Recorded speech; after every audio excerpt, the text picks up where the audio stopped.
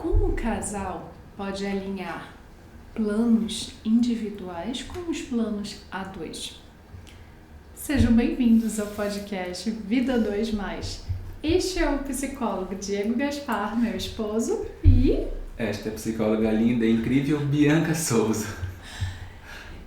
Gente, você já passou pela dificuldade de dizer assim, deixa esse sonho pra lá, isso aí, não vou nunca alcançá-lo? Ou você já se frustrou tentando planejar algo muito importante para você viver com o seu parceiro ou parceira e o outro nem considerou? Então esse podcast é para você que nos ouve ou nos assiste. Como conseguir conciliar seus projetos pessoais com seus objetivos do casal? Primeira coisa é fazer o parceiro ou parceira saber o que você deseja, né? Lembre-se, ainda que Diego e eu sejamos um casal de psicólogos, nenhum de nós tem a habilidade de ler a mente um do outro. Então é necessário se comunicar. E comunicação, eu preciso lembrá-los que ela não precisa ser exclusivamente falada. Diego, quais são as formas de se comunicar? Você pode se comunicar por gestos, você pode se comunicar por olhares, por toques, por escrito, ou com mensagens de áudio que nós temos hoje, vídeos, então tem muitas formas. Mas cada forma de se comunicar precisa ser eficaz para levar a informação que precisa ser dita. Se, por exemplo, na sua vida você tem o desejo de fazer aquela viagem, sabe? Para aquele lugar que você imaginou, com a temperatura que você sonha, com o sol do jeito que você deseja. Então imagina que todo esse conjunto de informações precisam ser compartilhadas. Imagina que você chega com o seu cônjuge e diz assim: você tem que fazer uma coisa fantástica. Você precisa agora falar comigo sobre como nós vamos viajar, para onde nós vamos viajar. E nesse contexto de viagem, você não diz para onde é. Então você acaba deduzindo que o outro quer ir para o mesmo lugar que você. E quando vocês chegam lá com as suas possibilidades de viagem, você mostra os hotéis, você mostra o local de passeio, e a pessoa te olha e diz assim: mas eu pensava que a gente ia para outro lugar, você queria ir para um lugar frio, e agora você está me mostrando o Nordeste, está me mostrando uma praia, eu não entendi, você nem gosta de praia. Então começa ali o impasse, porque as expectativas foram frustradas. Gente, de um lado nós temos o sonho, de outro lado nós temos expectativas, mas nós também temos que lidar com as frustrações. Adiar um sonho muitas vezes está relacionado a uma frustração. Quantas frustrações dos seus sonhos você já passou? Como que a gente pode lidar, Bianca, quando um sonho se frustra? E depois, como é que a gente faz para evitar a frustração de um sonho? Será que é possível planejar de alguma forma para evitar a frustração? Sim, o primeiro passo é, individualmente, esse casal precisa se responder o que ainda é verdadeiro para cada um. Porque, de repente, seus sonhos de adolescência, do início da vida adulta, não fazem mais sentido para você agora. De repente, cortar aquele cabelo no formato moicano, fazer alguma loucura de tocar um rock em praça pública, não sei. Mas perdeu. Não faz mais sentido agora. Passou. Se não faz mais sentido, significa que tem espaço em você para outras coisas. E o que neste momento da sua vida ainda traz relevância para você viver. Não importa o tamanho do seu sonho. Sonhe grande, não coloque teto, ou seja, não achate seu sonho. Se você sonha, como o Diego mencionou, viajar, se você sonha com um carro, com uma casa, com a prática de um esporte ou até mesmo um corpo em um determinado formato, o sonho é seu. Ponto final. Siga com o seu sonho, defenda seu sonho, porém, planeje a realização do seu sonho. Então vamos lá. Como conciliar esse planejamento individual com os objetivos do casal? Primeiro, quanto custa seu sonho?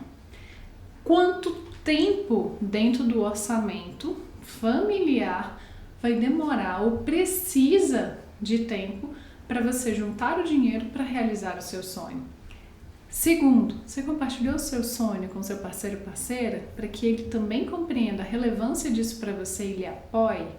Mas uma vez que você compartilha, significa que se você quer apoio, o sonho dele ou dela também precisa ser apoiado.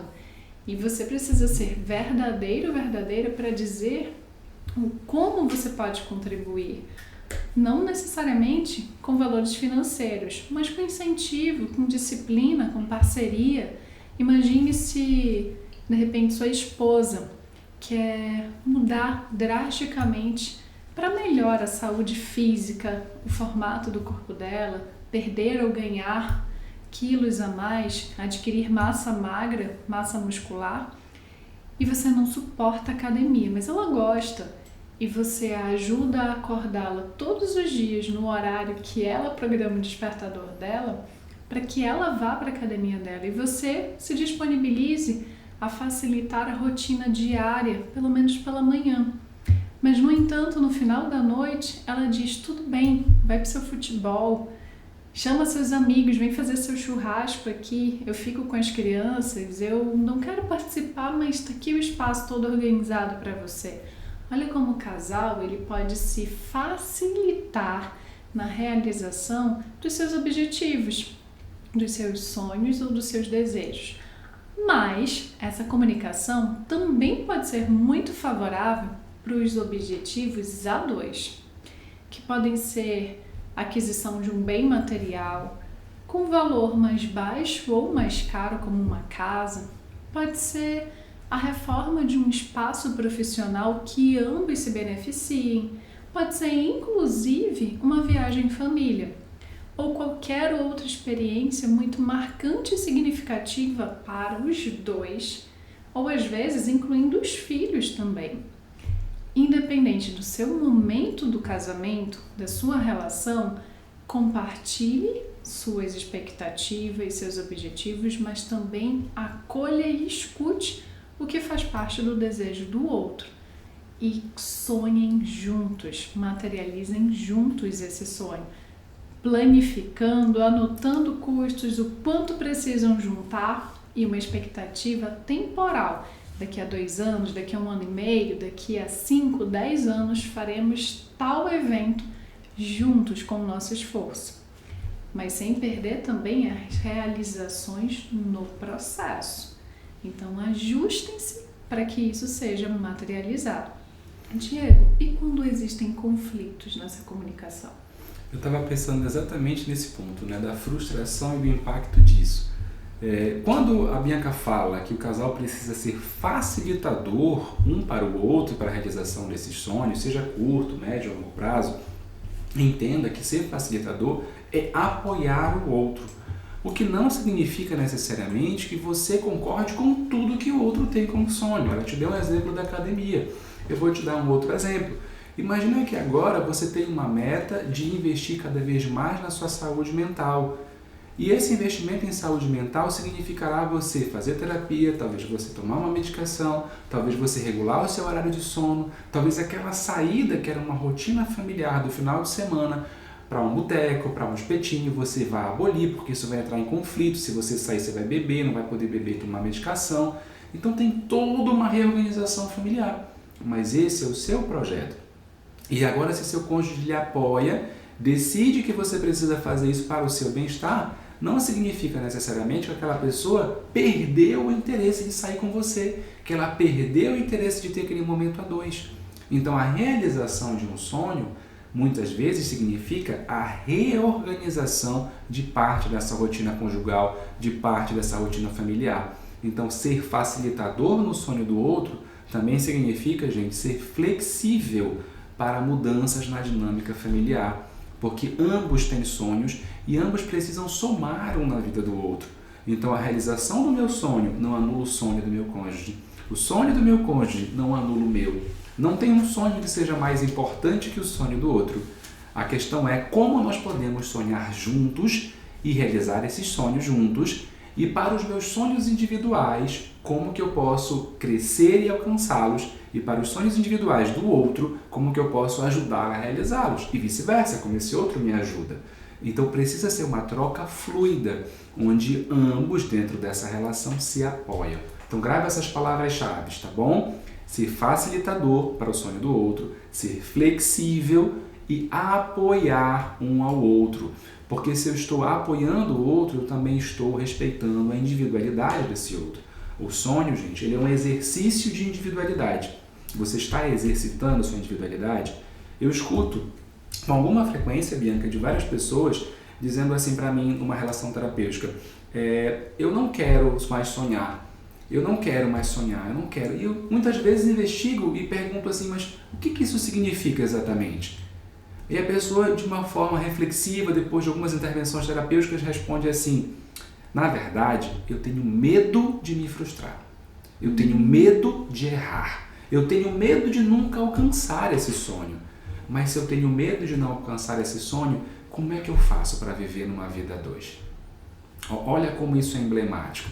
Então, muitas vezes as pessoas estão anulando o próprio sonho, estão anulando a si mesmas, porque estão com dificuldade de lidar com diversas questões delas e dos outros. E aí eu quero lhe pedir licença, Diego, para comentar isso, porque quando a gente incentiva você a apoiar o seu parceiro ou parceira nos sonhos dele, isso não significa que você tenha que se machucar, passar por cima de si mesmo para apoiar, tá? Então tem uma diferença aí. A comunicação vai ser exatamente para você facilitar, ou seja, a manutenção da sua saúde mental, da saúde mental do seu parceiro e as realizações pessoais.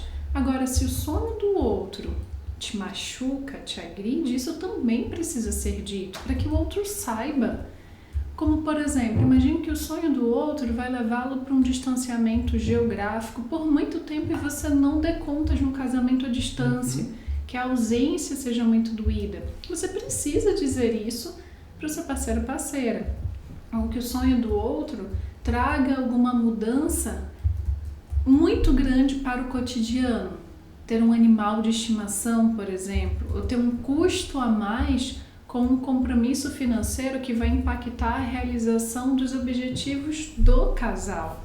Isso precisa ser mencionado. Então, o apoiar não significa apoiar a qualquer custo, em qualquer condição. Significa dialogar, conversar a respeito daquilo e decidir praticar quando fizer bem para o outro e não lhe agredir. E também alinhar esses objetivos do casal.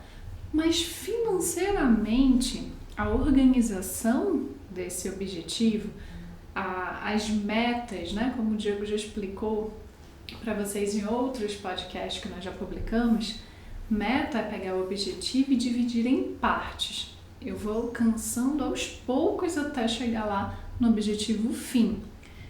Financeiramente, quando você compartilha seu objetivo, você também consegue suporte para perceber circunstâncias que antes não eram perceptíveis, ou juntar o dinheiro estimado para realizar determinado objetivo. E você diz, nossa, eu estou olhando para o meu orçamento e não consigo mais economizar, já cheguei no meu limite, não tem mais de onde tirar sem perder qualidade de vida no momento. E às vezes o parceiro, a parceira pode chegar assim, olha, mas ao invés disso aqui, e se você fizer essa alternativa? Ou e se nós, ao invés de termos esse custo para comer fora, passarmos a cozinhar juntos no final de semana com nossos filhos em casa? Ao invés de comprar a pizza para entregar, e se a gente fizer uma noite do hambúrguer e prepararmos de tudo juntos? E aí aquela economia vai longitudinalmente beneficiar a família. Então, lembre-se desse processo, né, Diego? Quando realizar sonhos significa apoiar sem se negligenciar, mas também se comunicar de maneira clara, objetiva, no sentido de construir uma relação de uma vida a dois melhor, mais amorosa, com mais momentos especiais. E um detalhe, quando você se realiza e o outro também, a motivação para aquele casamento, a disposição para estar naquele relacionamento é um diferencial para a sua relação. Pensem nisso, comente aqui se você gostou, nos dê sugestões de outros temas e até o próximo objetivo. Até mais! Até lá!